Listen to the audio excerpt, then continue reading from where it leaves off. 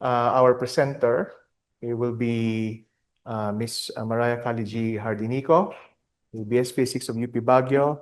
And to evaluate her work, we have with us our thesis panel.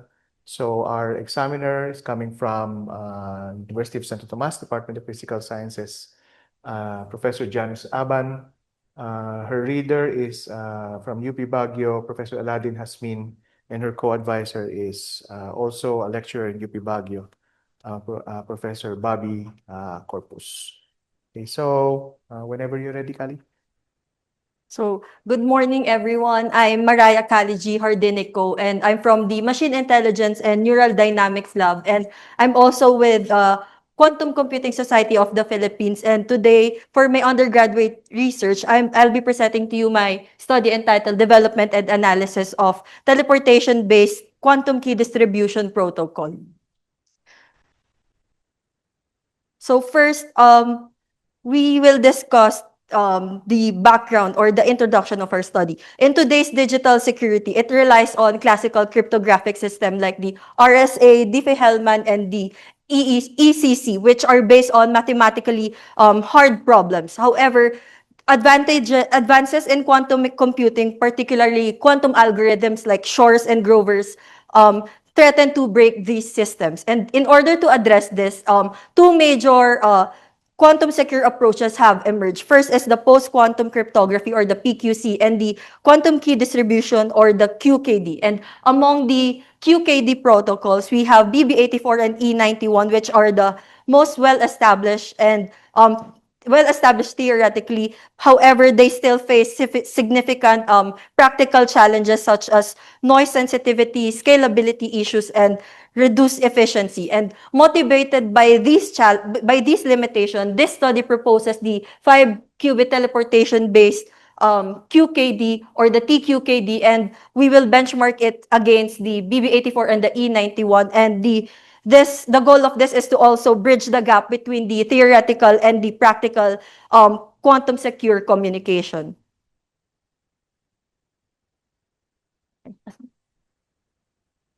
Okay.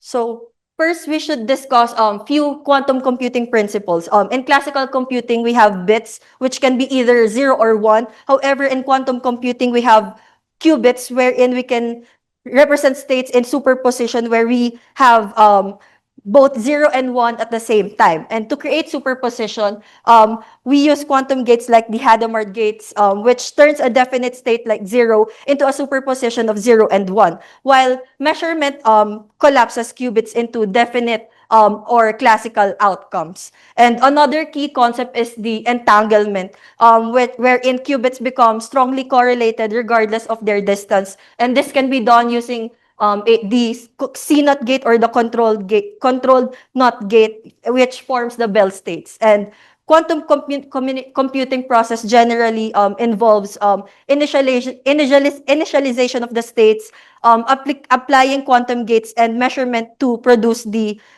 classical results.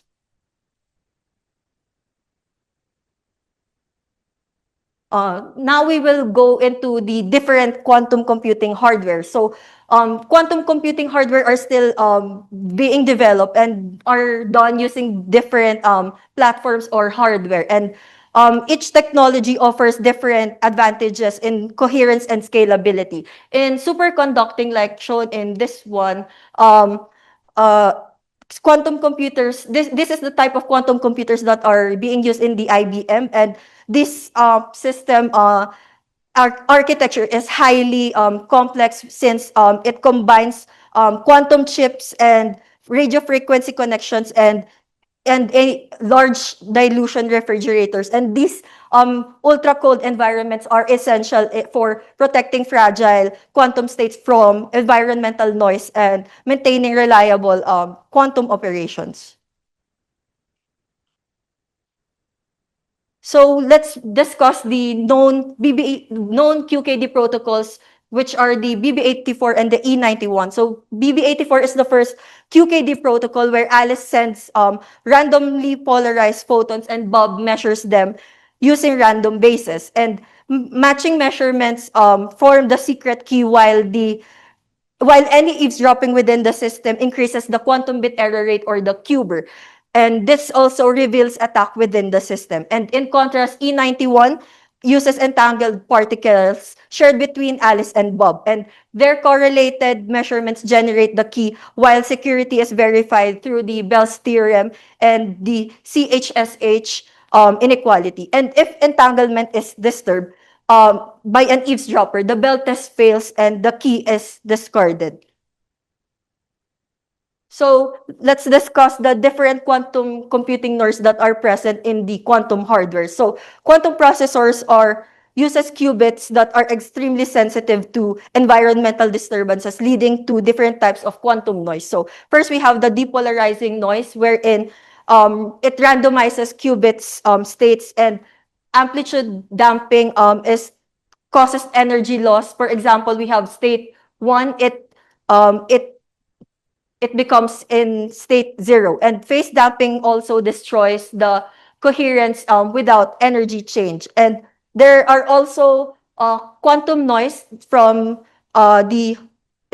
there are also noise that are introduced by the hardware itself, such as the readout noise, wherein during measurement, it introduces the error. And we also have the crosstalk, wherein the interaction between nearby qubits disturbs there has been an unintended or unintentional interaction within the qubits, and together these effects lead to decoherence, which is the overall loss of quantum properties of the qubits. And we also have different quantum attacks, wherein it is known that QKD is highly secure, but they still face vulnerable. They are still vulnerable to eavesdropping strategies, such as these three. First is the intercept and resend attack, wherein Eve measures and resends a qubit, which creates detectable errors through the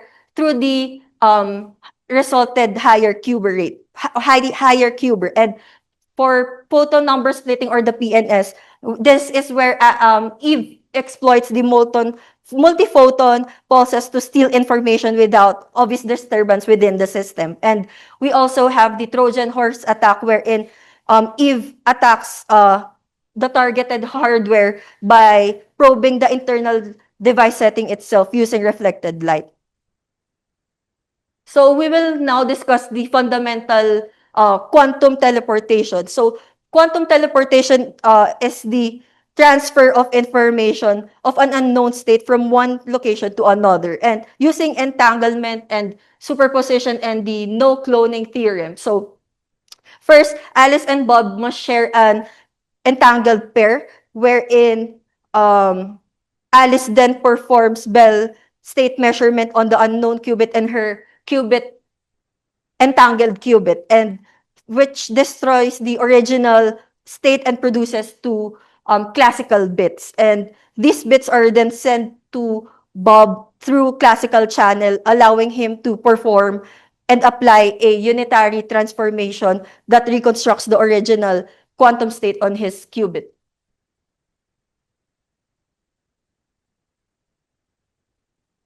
So this is now our proposed 5-qubit TQKD protocol, and we will now deconstruct its workflow from initial state preparation to the final key recovery. So first, Alice here prepares the arbitrary state that she wants to apply on the first qubit, which is the qubit 0. And then to initiate the protocol, we must generate a maximally entangled pair, or the EPR pair, shared between Alice and Bob, which are the qubit 1 and qubit 2. And we can do this by applying a Hadamard gate and a CNOT gate, using qubit 1 as the control and qubit 2 as the target.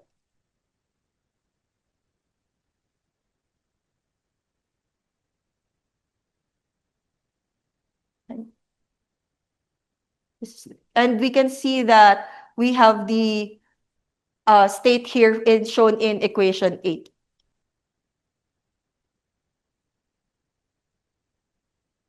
So we have now established a maximally entangled Bell state wherein this entangled pair serves as both teleportation channel and the shared quantum resource for key generation. And by unifying these two resources or processes, we simplify the network requirement as shown in equation 9. The initial 3-qubit state is a product of Alice's input and the entangled pair. And when we expanded it into equation 10, we can see the full superposition of the system across all the 3 qubits.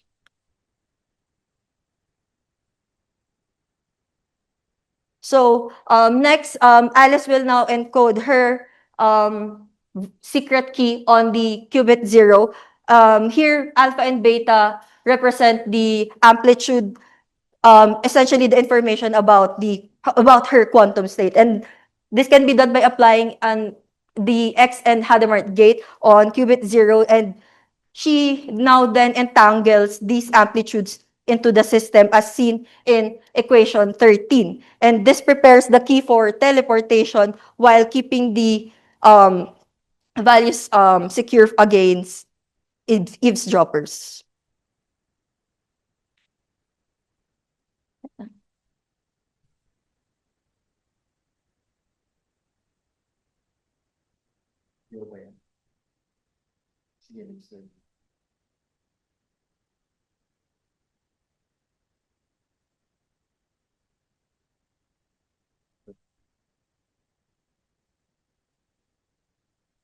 Hindi.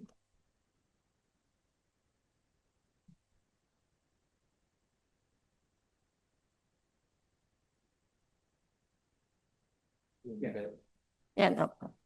So now to perform the Bell projection, Alice entangles her encoded qubit 0 with her half of entangled pair by applying a CNOT gate wherein the qubit 0 is the control and the qubit 1 is the target. And then we also apply Hadamard gate, and then we can see that the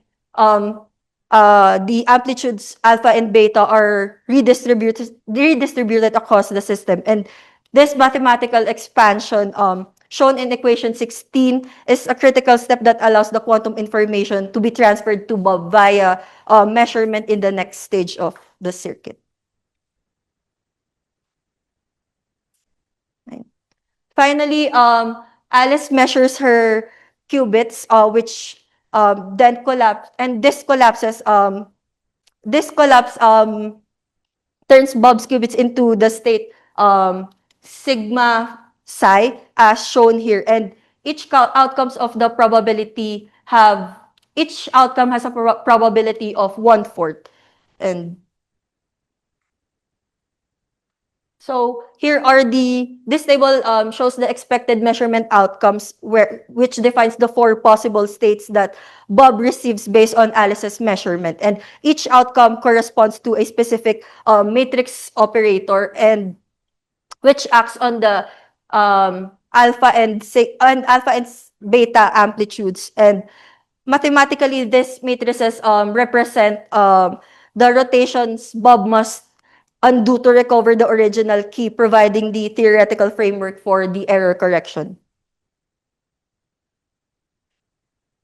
And to implement these corrections, we use Ancilla qubits, which is the qubit 3 and qubit 4, and they would act as the quantum carriers. Instead of sending the classical bits from Alice, we map her results onto these Ancilla qubits, and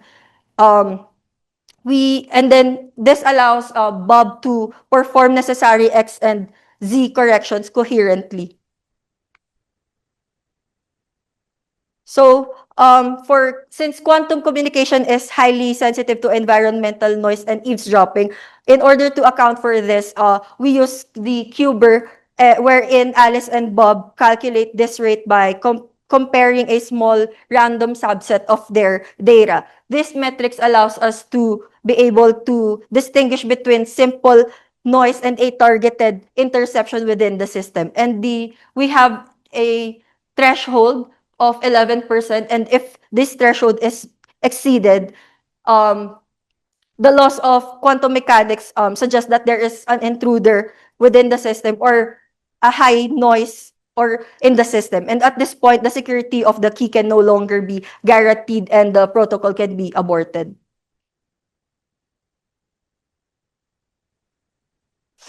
So once the quantum transmission and eavesdropping checks are complete in refinement, even without noise, in quantum channel, this can introduce minor errors, and we apply post-classical processing procedures, which includes error correction and privacy amplifications. And finally, we can calculate the secure key rate this is a function of the observed Kuber values, and this step ensures that the secure key material is secured. So to validate our protocol, we tested it across 3 distinct environments. We began with the ideal or the noise-free simulation using Qiskit Air, and then we transitioned into a noisy simulation using fake backends to be able to evaluate the protocol's robustness against realistic constraints. And then finally, we run it on an actual quantum computer, which real device testing accounts for authentic or genuine quantum noise, ensuring that our results are applicable to the current state of physical quantum hardwares. So for the performance metrics of our system, for BB84 and E91, since we will benchmarking our results to those two, the Kuber is defined as the ratio of the Arrhenius bits over total Rocky bits, and for the TQKD, Kuber is instead based on the failed Bell projections over the total attempt of the total Bell attempts, and this makes the measurement of entanglement disruption, and this makes it a direct measurement of entanglement disruption and teleportation fidelity. And next is the quantum fidelity, where we measure it to characterize the channel quality, where we aim to exceed the classical limit of the 0.667, and also we have to reach the quantum threshold, which is 0.90. And for the mutual information, we can represent the overall channel's capacity and the affected throughput of the secure information between Alice and Bob.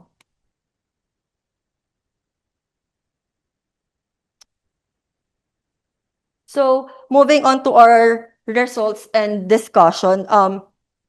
First, we discussed the teleportation state fidelity, and on the left side we have the ideal case, and for the right side we have the implementation on the actual quantum computer. And our results here highlight the transition from theoretical perfection to real-world hardware performance. And as seen in the ideal simulation, we were able to maintain a value of 0.95, which across 20 iteration, which we can see significantly exceeds the classical limit and also exceeded the quantum threshold. And for the hardware implementation, we can see that our fidelity decreased to around 0.7, which still exceeds the classical limits. However, we can see that it resulted below the quantum threshold. However, in order to address this, we can employ error mitigation techniques and circuit optimization to further improve these values toward the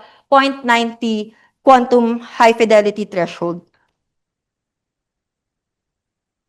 So for this figure, we compare now the raw measurement outcome between the ideal and the hardware implementation as well. So we can see that in the ideal simulation, the dominant correct state, we can observe dominant correct state and a very low error rate. And for the hardware results, we can see that the results reduced to signal peaks, which resulted in higher errors. However, we can still see that the correct states are still dominating in the results. And despite these challenges, the correct states remain dominant for both simulation, and demonstrating that the Ancilla assisted recovery mechanism still function reliably. So now for the quantum bit error rate, or the QBER, this evaluates for the ideal simulation. We can see that the QBER still remains highly stable, and with a mean of 4.64% with a standard deviation of 0.00141. And for the hardware implementation, we can see that the mean QBER increased to 28.63, and despite this high QBER, despite this higher QBER, we can see that the result remains relatively consistent, and this demonstrates that the protocol can still operate reliably on quantum noisy hardware. And further improvements can be done on this result, which can focus on circuit optimization to reduce noise from the gates. We now evaluate the classical information, which measures how much information Alice and Bob shares.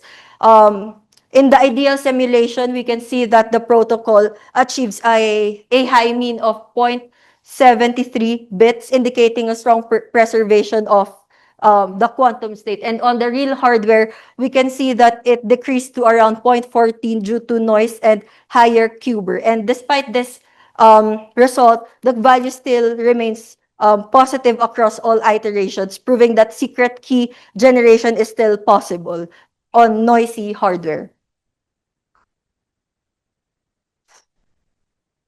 So we now examine the generation of raw and sifted key, wherein this shows how many usable cryptographic keys are being produced from 1,000 rounds. And in the ideal simulation, the protocol generated an average raw key of 951 and a sifted key of 492. And on the real hardware, these values decreased to about 839 raw bits and 424 the sifted bits, which are for the sifted and the raw bits. We can see that the key is reduced to about half of the key length. So this is theoretically expected, since we are using two bases for the sifting of the key, or the comparison of the bases being used. And this finding still shows that the usage of Ancilla-assisted framework can still generate practical cryptographic keys on current quantum hardware. So we now benchmark the TQKD against BB84 and E91 under both ideal, which is shown on top, and at the bottom is the simulated noisy environment. And BB84 shows the strongest robustness, maintaining a very low error rates, and even with noise. And for E91, which relies on entanglement, it is more sensitive to the coherence and show higher error counts in the noisy environment. And for the TQKD, since it is the most complex protocol and circuit, we can see that there are more error measurement outcomes that which accounts for the complexity of our system. And this highlights the trade-off between the complexity and sensitivity of the TQKD, since it is more noise sensitive than BB84, and its Ancilla-assisted recovery mechanism allows it to maintain a reliable performance, making it a promising candidate for future quantum communications. So we now evaluate and compare the QBER of the three protocols, again under the ideal and the noisy environment. And in the ideal case of BB81 and E91, we can see that they achieved lowest QBER, and while while the TQKD maintains a stable baseline due to the teleportation-based complexity of the system. And under the under the simulated noise, BB84 remains robust against BB84 remains robust, while E91 shows higher value because entanglement is highly sensitive to decoherence. Excuse me. And for the TQKD, this achieves moderate QBER but remains more stable across iterations due to Ancilla-assisted recovery. And this results suggest that TQKD offers a balance between robustness and stability, making it a reliable protocol. So now we compare the raw and sifted keys for the three protocols. Again, we have ideal here and the noisy. And in the ideal case, all protocols perform close to the theoretical limits, with TQKD maintaining a competitive sifted key of about 492 bits. And under the noisy condition, BB84 remains most efficient, while E91 shows degradation due to entanglement sensitivity. And TQKD resulted in largest reduction, which produced around 420 sifted bits because it requires more quantum gates, increasing the exposure to noise. And despite this trade-off, TQKD still consistently generates functional cryptographic keys, demonstrating its practical use.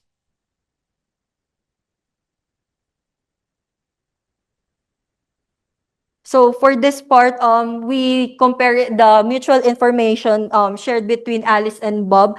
For the ideal simulations, BB84 and E91 maintain a perfect mutual information, while TQKD shows small fluctuations due to teleportation-based structure. And when noise is introduced, BB84 remains most stable, and E91 experiences the significant degradation because of, again, the entanglement sensitivity. And for TQKD, it maintains moderate but consistent shared information. And these results show that despite noise and decoherence, TQKD can still preserve usable correlation between Alice and Bob, and which allows key generation to remain possible. Now, to evaluate the protocol against different types of attack, we now focus on different attack scenario. And for the intercept and resend account attack, the QBER rises significantly to 80%, around 80%, and resulted into a uniformly distributed outcome. And for the PNS, the cube with a probability of 50% and 100%, we can see that the QBER increased to 50%. However, we can notice that despite the difference of probability rate of the PNS, they still resulted into the same QBER, since it just means that the system became more randomly. That's why in the 100%, the system still become more randomly. That's why it resulted into 50% QBER. And for the Trojan horse attack, it also produces a QBER of around 52% and a bimodal outcome that can be seen here. And this indicates that the hardware proving leaves clear traces in the data. And seeing these different signatures, or how the system affects, how different attack scenarios affected the system, we can see that all of these exceeded the threshold, and we can now abort the the protocol, since we now know that there has been an interception within the system, since it already exceeded the secure threshold of 11%.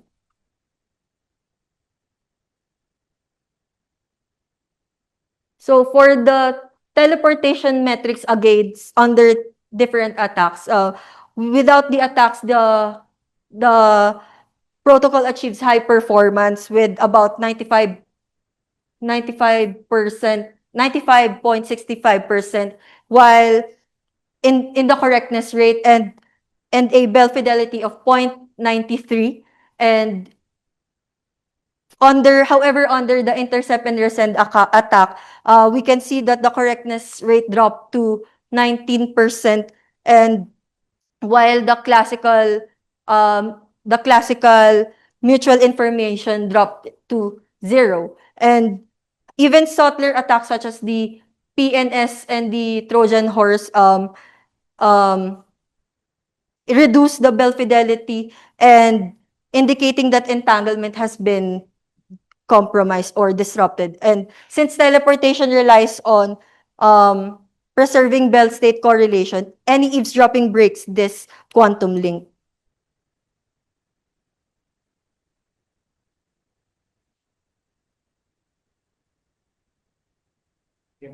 Isa pa po. Ayan.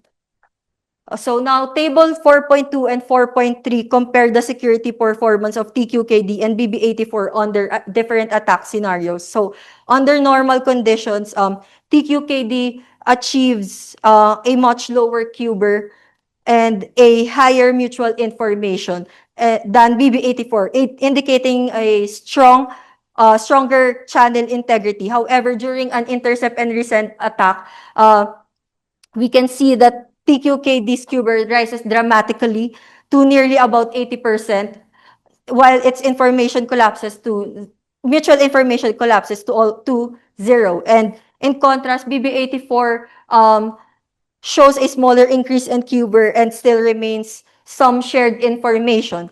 And this result in TQKD is actually an advantage, since it demonstrates error amplification, and wherein any eavesdropping in the system severely disrupts the teleportation correlations. And as a result, TQKD acts as highly sensitive system, making attacks far easier to detect in quantum communication systems.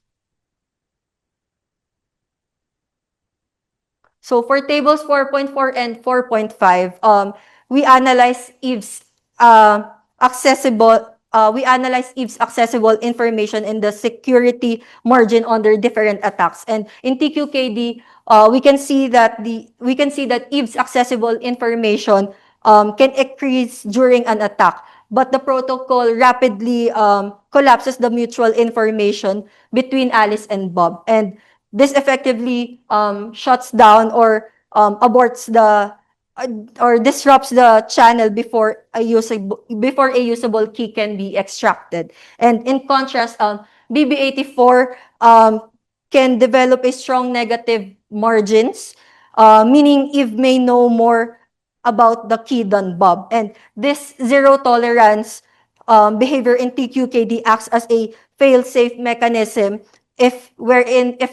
which means that if full security cannot be guaranteed, then the protocol prevents key generation entirely. And combined with privacy amplification, these results show that TQKD offers a highly sensitive and secure defense against sophisticated or different types of quantum attacks. So, Table 6 summarizes the final security and attack detection for BB84 and TQKD across all simulation. Both protocol were able to remain secure under the no attack simulation, while it was able to detect all attacks for both protocol. And overall, this result confirm that TQKD is functional and also highly secure alternative for next generation quantum communication system. So to conclude, our research was able to successfully develop and validated a unified 5-qubit TQKD protocol, and the protocol demonstrated a clear advantage, achieving a mean fidelity of 0.95, and also while still producing a usable shifted keys, and it despite the hardware noise and elevated Kuber values. And most importantly, the system reliably detected major attacks through error distinct signatures that trigger automatic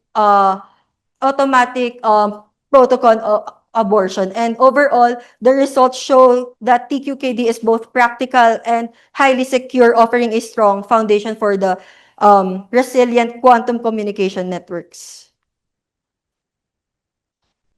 And for the future works, and we recommend transitioning towards photonic implementation using polarized systems, wherein we could be able to do this in a room temperature quantum communication, and to achieve global scale networking satellite. We recommend using satellite-based communication and free space relays to overcome the distance limit of the fiber optics. And on the security, we can integrate hardware protection such as optical isolators, and for while noise-aware transpilation can also reduce hardware induced errors by optimizing the circuit execution, and also incorporating AI-based noise monitoring and more realistic modeling will further improve the stability and practicality of TQKD for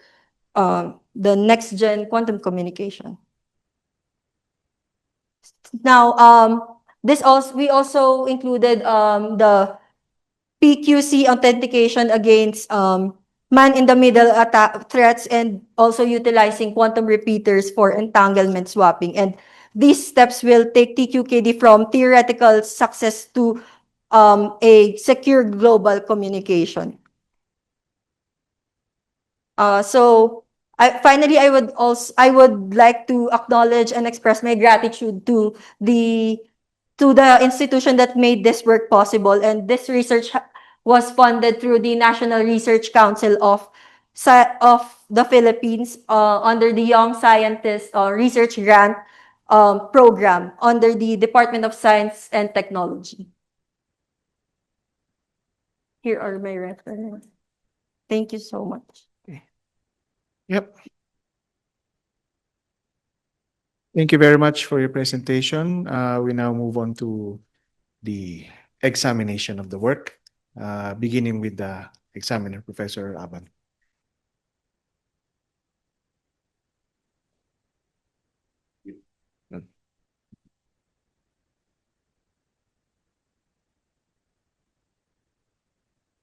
Hello. Wala. Yeah, thank you for the talk, no. Anyway, just one comment lang. Sobrang liit ng mga figures mo. Yung figures mo halos hindi ko makita na. So, I think tapos I think yung iba like parang kinapture mo lang sa article I think you have the article already, right? Meron. You but touch it. So yun, kinapture mo. So well, so it's too much is happening dun sa slides mo. So ang dami mo nang ginawa. And I think I've talked to Professor Agulo before as well. So pumunta siya NRCP ng dami mo nang ginawa. Okay, so yeah, my question is like can you explain in layman's terms kung ano talagang ginagawa ng thesis mo? Okay, so we can understand this. For example, the internet is highly our digital world is now highly interconnected. Yeah. So we need to make sure that the transactions that are being done in the internet are secured, and the security of the internet relies on the encryption keys. So what we're actually doing here is we share encryption keys using quantum physics, or the principles of quantum physics and quantum computing. And for my protocol specifically, we did not send physical keys, or we did not send the actual physical keys, rather we teleport the quantum state of the key itself. Okay. So yeah, when I read your manuscript, you put some, for example, in elliptic curves, you have the elliptic curves, right? So I think some people doing number theory, so they do as well, like for security, cyber security. And I think now my question is that because I think when you simulate, I mean, when you do this analysis and do some numerical computations, I'm not sure if uh, how do you choose these parameter values that you put in your simulations? What type of Like, parameters? I don't know, yung nilagay mo doon.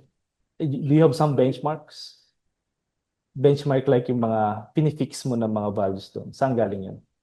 The only parameters na finifix po is yung circuit, and Yeah. then for the metrics, we use yung mga established equations po, and then we run it. Yeah. Because I think, of course, ChatGPT, so I feed it in. And he said like here, like, of course, for example, like, and I saw it from your slide as well that the error, the QBER, the error is around 4.35%. And I mean teleportation fidelity about 0.95. Okay. Uh, and which is, kasi yung classical fidelity is around 0.667. So parang almost 0.5 mas mata, I mean half of it mas mataas ka. So once if you have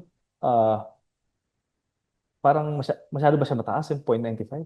Yeah. Mataas po siya since na-exceed niya yung quantum threshold, pero that's for the ideal case po kasi. So wala pong any disturbances within the system for that value.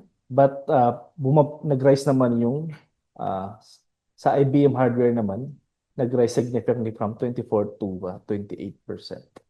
Yung QBER. Yes Yeah. po. Opo. Since yun nga po, in the actual quantum hardware, there are noise na po na present within the system. So it introduced errors which resulted into higher QBER values. Can you reduce the errors? I mean the noise?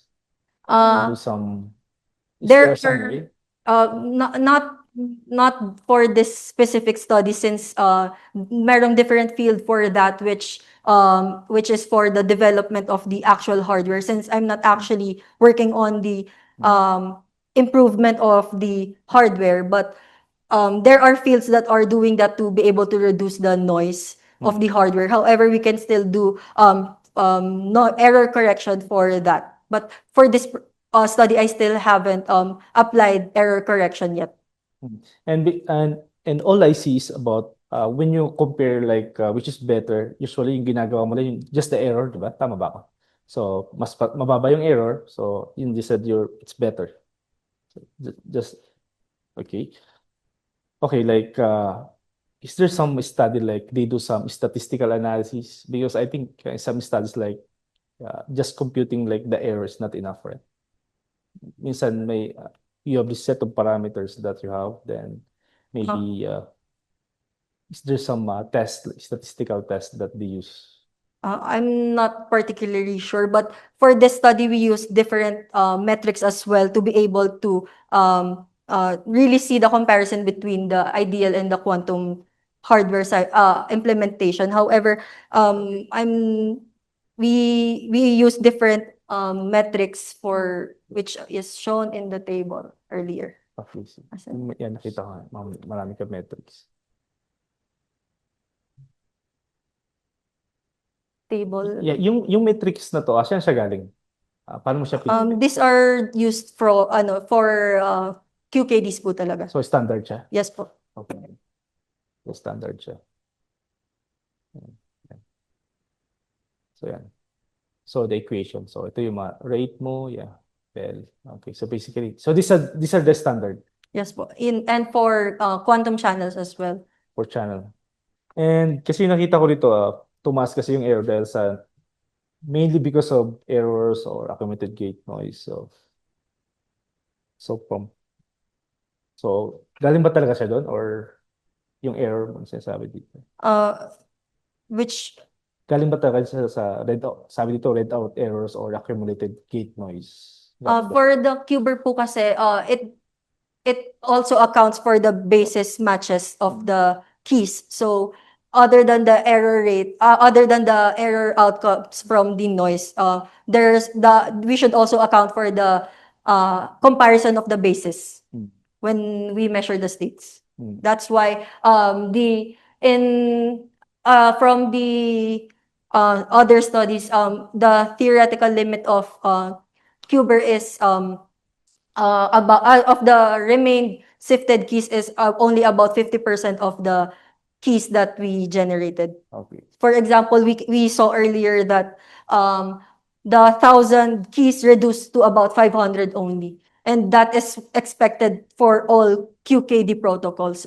Okay, so standard Yep. SOP siya. Since we use two different bases, Hmm. for example, the X and the Z bases for measurement. Okay. Yeah. And yeah. Also, I have a question about I think the attacks, for example. The attacks. I think you initiate three types of attacks, no? So the Yes. intercept and resend attack, photon number splitting attack, and the Trojan horse. Okay. So which is harder? Which is the hardest? Since these are simulated only, we tried to what you call this, like parang to reproduce this using circuits only, since these attacks are done on the actual hardware itself. For example, the Trojan horse, the Eve, which is the eavesdropper, uses reflected light to be able to see the settings of the internal settings of the device. So all of these are only simulation. So we only recreated it using circuit and using different gates. Yeah, but sino nga yung mahirap sa mga attacks? Like for security. Hard to Hard to implement. intercept or I don't know. The Hard to intercept and resend account, since it really introduces a disturbance within the system, since si Eve, she needs to measure the qubit sent by Alice, and then once she is able to gather information about it, she will resend another qubit to Ayan, Bob. 79. Yeah, yes po. Okay. That's why yung Cuber really error. significant to 80%. Increase significantly to 80%. Okay, tapos sunod ay yung Trojan horse. Tama ba? Okay. Ay, hindi. Trojan horse. Equal na lang po sila. Tapos, so close yung from 79, halos yung tatlo, halos nasa same. Yes po. Oh, why is that? These are both from hardware imperfections. For example, the PNS, usually quantum hardwares, instead of sending one photon signal, it produces multi-photon, which the Eve can what you call this, like parang pwede niyang she can take advantage of that imperfection of the device. And for the Trojan horse ngayon, she can Eve uses reflected light to be able to know the internal settings of the hardware device. So basically, dahil wala kang reflector sa tatlo, kaya mababa yung error mo. Tama ba ako? May reflector ka dito sa sabi mo kanina. Like, you take advantage of the reflector dito sa No, only for the Trojan horse. Trojan horse. Yes po. Kaya mas mababa yung error. Yes, not necessarily. Okay. It just that's po kasi for the intercept and resend po kasi yung attack disturbs the actual quantum states, Okay. since mini-measure niya po yung qubits. And for the PNS and the Trojan horse, ang tinitake advantage ni Eve is yung the device itself. That's why pareho po silang 50%. So kasi fundamentally, so Yes po. binabago niya yung states mo. So mas mahirap. Yes po. Unlike ito nasa device lang. Yes po. Okay, so pwede mo pa i-control. Okay, so yun lang naman yung tanong ko. I think that's it. Thank you po. Okay, so, Hi, Gali. Good morning po. So I have some clarifications about the source of error. How is it different to prepare the Bell state dun sa local simulator tsaka sa fake backend mo or dun sa real backend? Both of them po are ano po, arbitrary states naman po. So, for the initialization of the Ano yung code. basis mo sa yung fake backend mo? Anong types ng gates? Types ng gates that Yeah. I use. Yung Manila ba yun, yung fake mo? For the fake backend po, opo. And then for the actual hardware is yung Strasbourg. Ano yung mga gates doon na ginagamit usually? For the circuit po. Yes, yes. Mga usual gates lang din naman po yung pinakita po kanina. Yung CNOT, and then X gate, Hadamard gates. Meron ka nung transpiled na circuit from yung sa local dun sa backend. Parehas ba sila? Meron pong transpilation ng circuit. So, yung number of gates mo dun sa local, not necessarily ganun yung number of qubits mo sa transpiled. Tama ba? Yes po, opo. Okay, so Since I think yung Manila is, I forgot yung number of qubits. how many devices yun? Ilang gates Yung sa sa Manila for this 4 qubits, 5 qubits mo? 5 qubits po. Few gates, ilan ba? Mga more or less 10 gates po. Okay, so for each gate operation, It- ano yung sa IBM, ilan yung percent error nun? Per gate ba siya or per operation? So let's say separate kay Alice tsaka kay Bam. Since yung circuit po is done sa isang chip lang po. So same noise parameters lang po sila doon. So hindi po nagde-differ kung anong meron sila. So kung ano yun na yung equivalent na matrix, yun na yun. Yes po. Nakasama na lahat. Opo. Since Okay. simulation pa rin po siya, so hindi pa rin separate po yung si Alice and Bob in terms of the implementation sa hardware. Okay. Since if you change again the kung anong backend siya, mag-iiba ulit yung basis, right? Yes po. So and you're not sure how many is the total of gates for that operation. So is it within the what noise for actual hardware if you I mean yung range ng noise if you change it to another backend? Pwede pong mag-differ since there are different since yung different backends also have different numbers of qubits. So kapag ganun din po kasi yung errors nagkakascade po siya. So if yung first qubit pa lang mataas na yung error niya, so magkakascade yun into the succeeding qubits and gates na i-run mo po. Okay, so will that change the tolerance na sinasabi mo kanina? Yung zero tolerance mo? Yes po, since yes po, since kailangan niya pa rin po, if na-exceed niya pa rin yung threshold na yun, kailangan na talaga natin siyang i-abort. I'm assuming na yung ano yun, puro zeros yun, no? Pero up to 10 raised to sa table 4.4, yung zero tolerance, 10 raised to -4. Yung basis mo dito is dun sa hardware na? Or standard siya sa bit error? Sorry po ulit. Yung may zero zeros, PNS, This, ano po, for classical bits na po to. So, classical bit. classical bits na po yan. So it means there are also numbers below 10 to the -4. Yes. Hindi siya 0 na 0 but up to that approximation lang. For this one po. Yep. For this one po, this is for the security margin po. So, ang tinitignan lang po dito is if yung information na nakuha ni Eve is higher compared to the information that Alice and Bob shares. So, yung negative values means that Eve was able to gather more information compared to Alice and Bob. Kaya negative yung values po. Okay. And then for the measurement, qubit measurement, you get different uh, accessible bits. Can you explain the difference in the amplitudes? Halimbawa, yung mga average values ng bawat bit mo, iba-iba sila. Sa, ano po ulit? Sorry. Yung Dun bit sa, lang.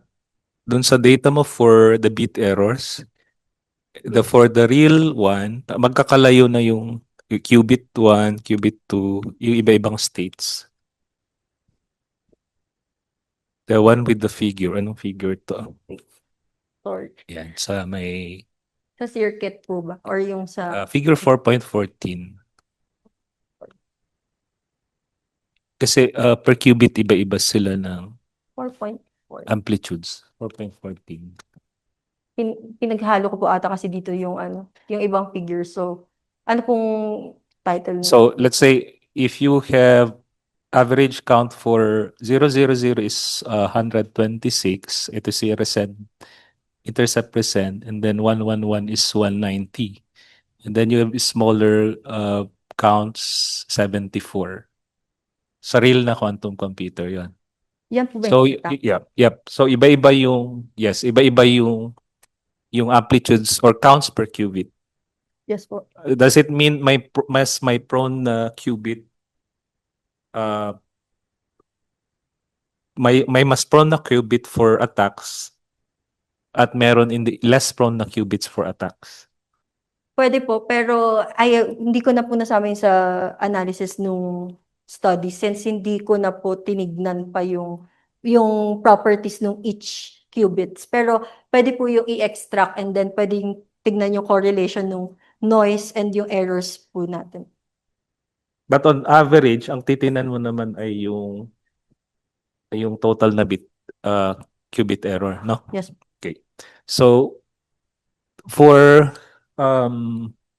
the circuit optimization, yung proposal mo, yung recommendation mo, is it not the back end already has a built-in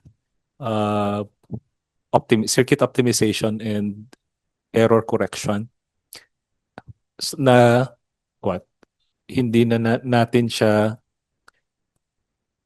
or wala nang control yung programmer for that?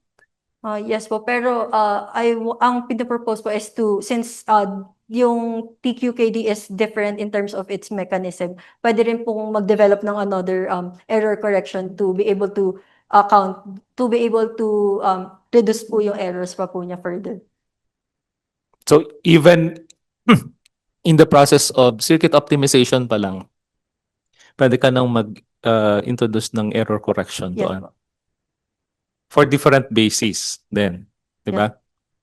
Okay, so last ay ano yung reason ng 11% na threshold? Yun po Kasi hindi ako familiar. po. Hindi ako familiar, bakit 11%? Yun po yung established po sa BB84, which is yung fundamental QKD po talaga. Yan lang po yung Thank you. 11% threshold. Okay, so thank you very much. There's a question from the audience. Yes.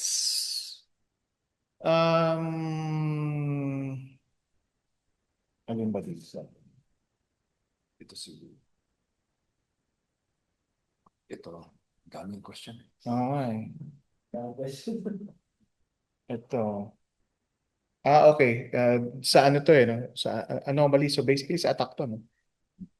So this is coming from Professor Henry Adorna sa UP Diliman. And he's asking about kung paano mo na-determine yung bounds sa pag-flag ng anomaly. Okay. Yun muna. Namin siyang tanongin.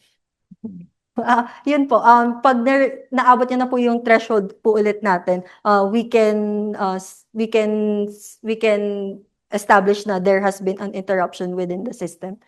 since we have established earlier na even sa noisy simulation, yung QBER niya is, yung established QBER is around 28% lang. Pero once we introduce yung attacks, it increased to 50% QBER.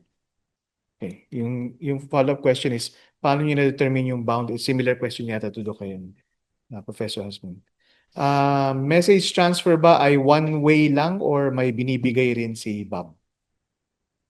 I think it's two-way since kailangan po nila mag-compare ng basis. It's still also two-way, kagaya po ng BB84 and E9. Right. Okay. Oops. Nasaan na yun? Kailangan hindi nag-work ang we're bound, may theoretical bound lang. May theoretical bound ba ang effectivity ng TQKD with respect to the depth or width ng circuit? Yun, hindi ko pa po na-establish yun na specifically for the TQKD since nag-benchmark lang po ako against BB84 and E91 pa lang. Okay. Comment, it is perhaps nice to characterize and also classify all attacks where TQKD wins and which group it cannot do better up until now? Parang second question, or another parang question, Classify all attacks for TQKD wins and which group it cannot do better. up until now. So ibig sabihin, saan na nanalo si TQKD sa attacks at saan siya natatalo.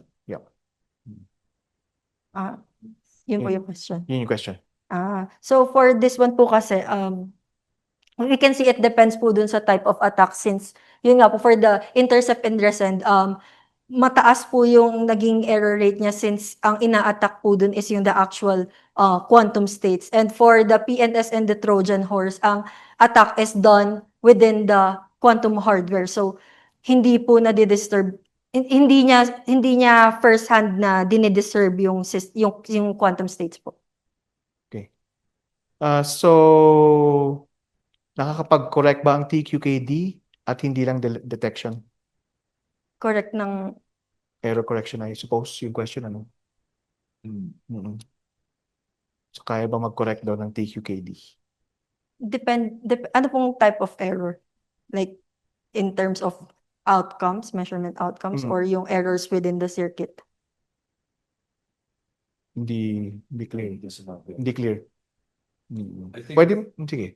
I think kapag may nakikinig talaga, hindi mo na kailangan po correct yan si Albert. Opo, yun po yung part ng protocol. If Yeah. if na-detect na po yung ganong error within the system, ina-abort na po totally yung protocol. So hindi na po natin kukunin yung mga keys kasi hindi na natin guaranteed yung security nung the whole system itself. So what we will do is to actually we will restart the whole protocol again to generate a secure keys po. Yeah. Kaya tinatawag din pong zero tolerance since hindi po natin i-extract pa rin kahit hindi na natin i-extract yung sifted keys even since we explicitly know na meron ng disturbance within the system po. So yun po. Yun din po ba yung kanina? Yeah, so Zero tolerance. gusto lang na yung balikan din yung 11% kasi of course sinasabi natin it's from literature pero how did they determine na 11% yung bound? So kung hindi mo masagot yun of course ngayon maganda siguro i-include na lang din sa Yes po. Yeah, So I'm not then sure. balikan yung literature and Balikan. yeah, exactly. Yeah, exactly. Bakit hindi 6.7 mga ganun? 6-7. Okay. May 6-7 ako dyan.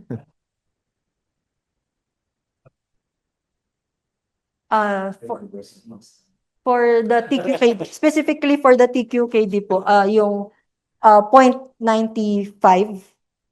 And if sa may noise naman po, nakuha natin is 0.7, which is below quantum threshold pero above classical limits pa rin po. And yung isang last comment nila lang daw, pahingi daw ng paper. Sure. Yeah. After revision? Ganun, after revision. Oh. So, any other questions from the audience? May isa ako question. Yeah. So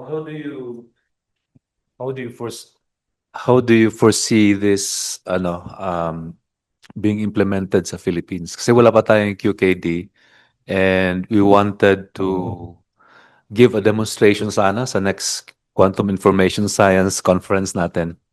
Do you think that would be possible? Actually, yun yung hopes and goals. Hopes! Ay, lumabas yung pagka-Gen Z.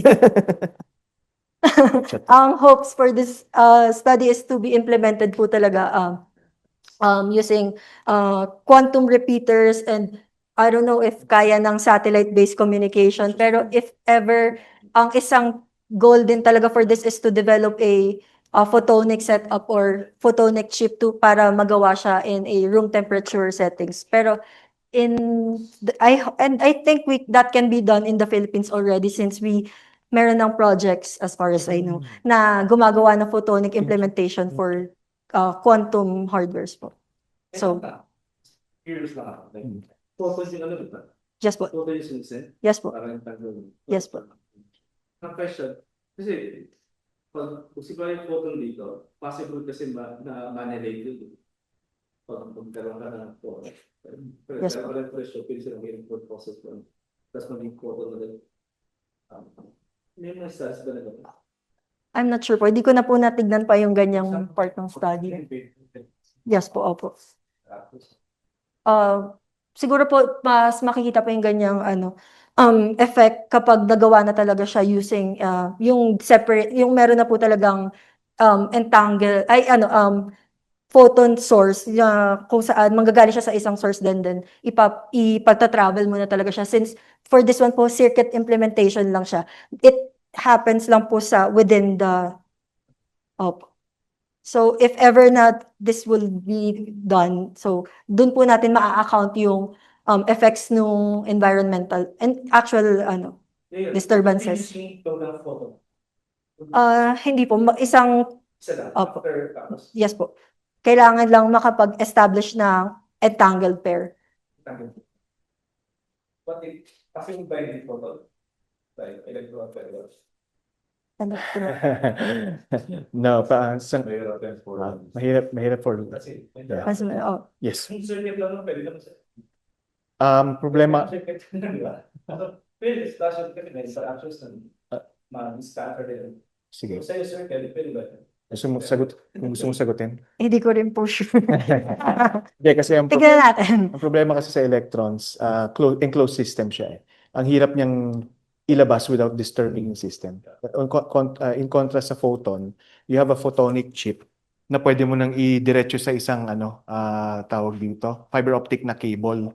And yung fiber optic na cable na yun specifically designed for the quantum system. So it's really a quantum channel. Yun yung problema. Yun yung problema sa electrons. Dahil wala kang quantum channel for the electrons to be able to move through in a practical sense. On the other hand, merong fiber optics na pwede yung photons. And in addition, kung hindi pwede yung fiber optics, pwede ka sa satellite. Yung Hindi, actually nagawa nila sa satellite kasi meron ng work na 10,000 kilometers sinend nila yung signal from China to Africa. Pero ang problem lang doon kasi dapat wala kang clouds. Clear. Otherwise, sira lahat nung mag-flip yung mga bits mo eh. Tataas yung error. So nung ginawa nila experiment na yung 5-minute window lang talaga yung naghintay talaga sila ng 5-minute na window. Nag-window tapos 5 minutes lang binigay sa kanila nung nature. So yun yung problem. So, photon talaga. Yes, Kasi, For now. for now daw. for example, kasi muon, kasi nasa bigat sa orbit. Oh. Kasi mukhang hindi pa napag-isip. Tsaka mahirap ang muons. Mahirap ang muons. Hindi ka pa nga. Hindi ka makagawa ng. Pero paano ka gagawa ng bits ng quantum bits sa muons? Kasi kailangan mo kailangan mo ng stable na state. Pero still na siya. Po, I'm sorry. Kasi tatlo yung stage siya, di ba? Diba?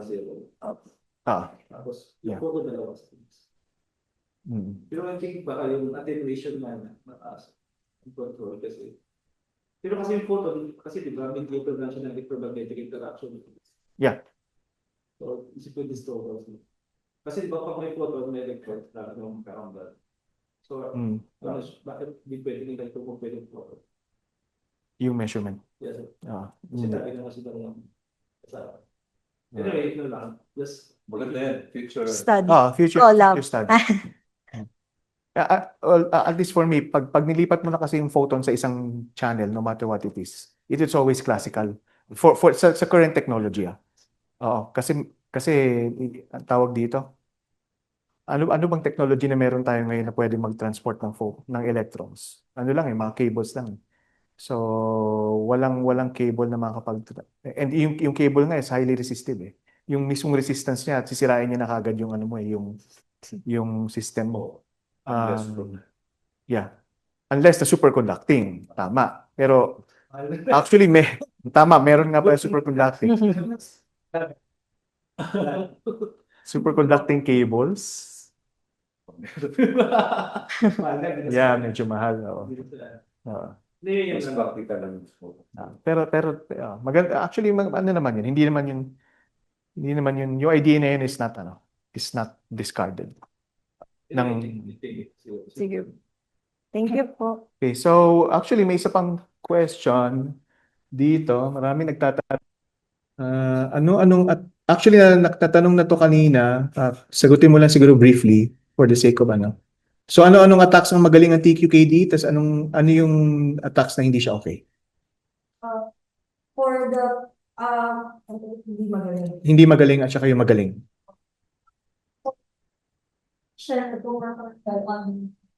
intercepting the said account since yun nga, yung account, ang dinidisturb dun is the actual quantum states and hindi siya, it's performing better sa PNS and for the Trojan horse since ina-attack nito is not the TQKD itself, rather yung hardware mismo.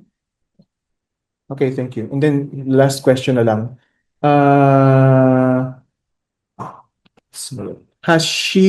Okay, thank you daw sabi ni Henry.